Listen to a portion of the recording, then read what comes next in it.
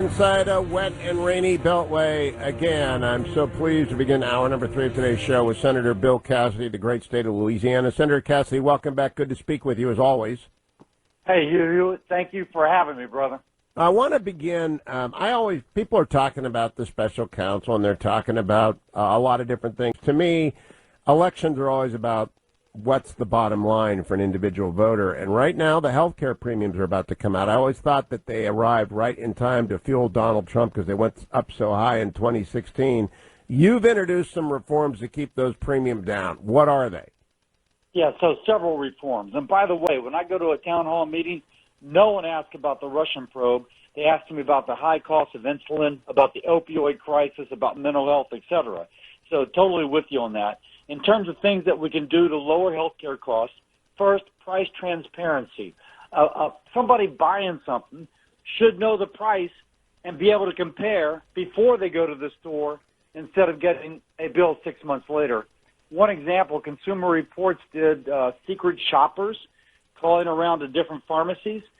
A generic drug, paying cash, they got a difference in price for this drug between $44 and $700.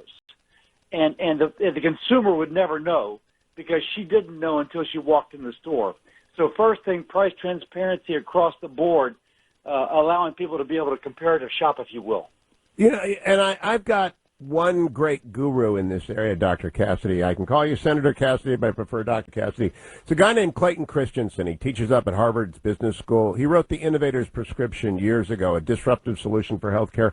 A lot of his model, and he was never consulted during the Obamacare fiasco. The smartest guy in America on this stuff was never asked what his opinion was.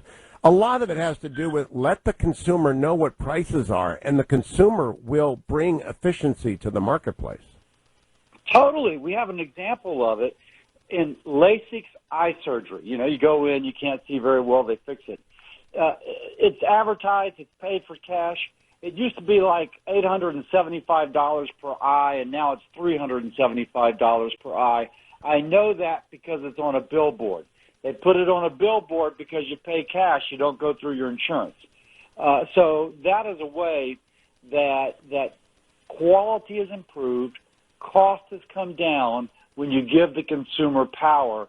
All of our initiatives, I just mentioned price transparency, there are others, all of our initiatives are about giving the patient the power. You know, the other example of that is full body scans, which are a CAT scan technology. I don't think it's MRI, but I think it's CAT scan.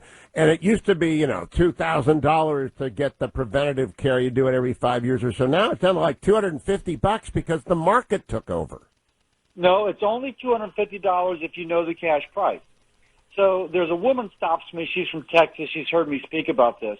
The doctor ordered an MRI of her son's shoulder. She's quoted a price like $3,000. What? Says, I can get a better price than that because I heard Cassidy speak about it. So she starts calling around. She gets a price for $647. Then she says, wait a second. If I pay cash, I can probably get it down. She called him back. If I pay you cash, will you discount? So the $3,000 MRI comes in at $460-something. Now, Hugh, all this is important. All this is important because under Obamacare, as premiums have risen, so have deductibles and so have copays. And so you're in a $6,000 deductible under Obamacare or under your employer's health insurance. If you know the price, you spend that money more wisely and hopefully don't spend it all. Now, Dr. Cassidy, Senator Cassidy, I want to go back to the campaign. President Trump is President Trump today because he used to talk about erasing the lines.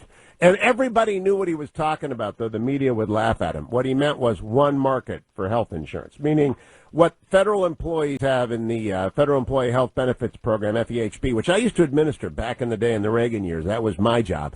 They all get the same booklet, right? If they're in the same area, they get the same providers. They get choice in front of them. How do we bring that to the consumer when it comes to their policy choices? So that is if the consumer has the power, the market will respond to the consumer. And so we have other proposals we haven't put in our white paper. We've got a white paper out there at cassidy.senate.gov.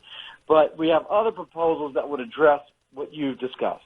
in which the patient receives a credit from their employer, and they would actually shop for their own insurance as opposed to going through their employer. They would be able to participate in the individual market, but with a credit. Now, that is something in which the patient then goes out and chooses the doctors that she wants, as opposed to those she is told she must have. Okay. Every gift, when the system serves the patient, it lines up to serve the patient.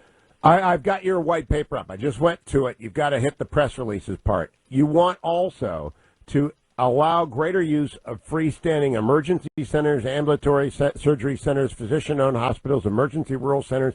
This is the doc-in-a-box concept, which is long overdue, right? It's just long overdue in America. So there's a relationship between price transparency and all this, but there's a federal law in which a hospital can place an urgent care center up to 30 miles away from the hospital itself and charge you as if it is the hospital, as opposed to the independently owned urgent care center right next door, in which the same service might be a tenth of the cost. So you walk in this door, and unbeknownst to you, they're charging you like it's a level 1 trauma center 30 miles away, and you pay $500 for the visit. You walk in this door, and you have an earache, and they give you a la carte price, and you get $50 for the visit. You don't know unless they tell you up front, but we should allow that patient to know that this is the one, same service, a fraction of the cost, go to where you get the best deal. Yeah, I just lived that last year when I nailed my leg on the stage and ended up getting charged like $600 for basically an antibiotic. You know, I could have gone to any drugstore and said, I need the amoxicillin, and they could have given it to me because it was infected. And I'm telling you, these are so common sense. Why haven't they happened, Senator Cassidy? There's a lot of people making a lot of money. When Trump says he wants to drain the swamp, there's a lot of swamp when it comes to health care. And I say there's no bad people, there's just incredibly bad incentives. And you can take these bad incentives and do very well financially. Unfortunately, patients pay higher out of pocket. They pay higher premiums. We got to shift the incentives back to where the patient gets the best deal. So how do we, just to focus in on the freestanding doc-in-a-box, the freestanding emergency center, ambulatory, how do we allow that to, because the market will reward doctors who will go out and start one of those if they're allowed to do so, or physician assistants for that matter. How do we get to that?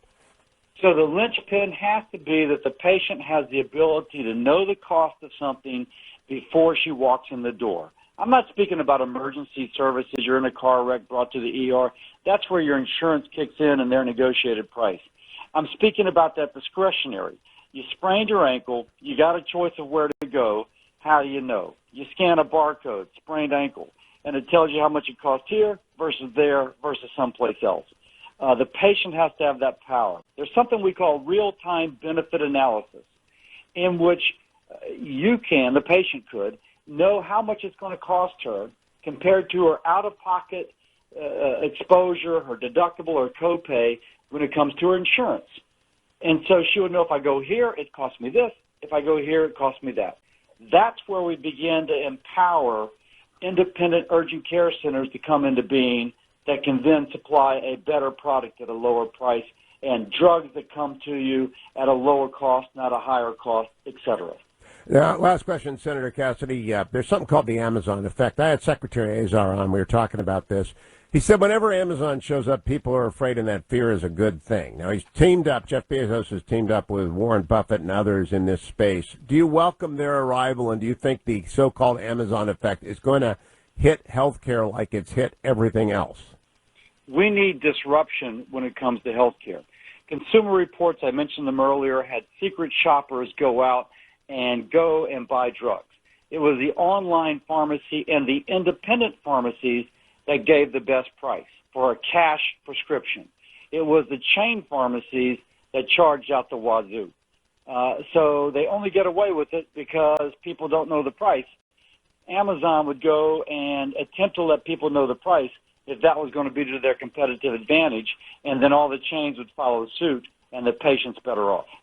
Bill Cassidy, always a pleasure. Senator, thanks for spending some time with me. Don't go anywhere, America.